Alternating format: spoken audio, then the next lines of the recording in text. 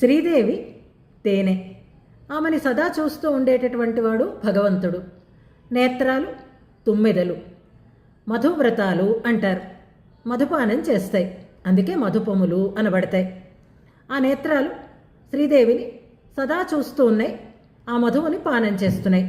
దానివల్ల ఆనందం కలిగింది. మత్తత, ఆ మధుపాన మత్త మధుపశ్రీ అంటారు భట్టర్వారు. తుమ్మెదలాంటి శోభ కలిగింది. మామూలు తుమ్మెద కాదు, మధుపానం చేసి ఆనందాతిశయంతో మదించినటువంటి తుమ్మెద యొక్క శోభ స్వామి నేత్రాలలో కలిగింది. నిశ్చలంగా ఉన్నాయి, కదలకుండా ఉన్నాయి, కాస్త ఎరుపుతనాన్ని సంతరించుకుని ఉన్నాయి. కనిపించాడు ఆయన. నేత్ర సౌందర్యం బయటపడింది. దాంతో వేదం ఇదే అదును అని అనుకుంది. వేదానికి తెలిసిపోయిందిట.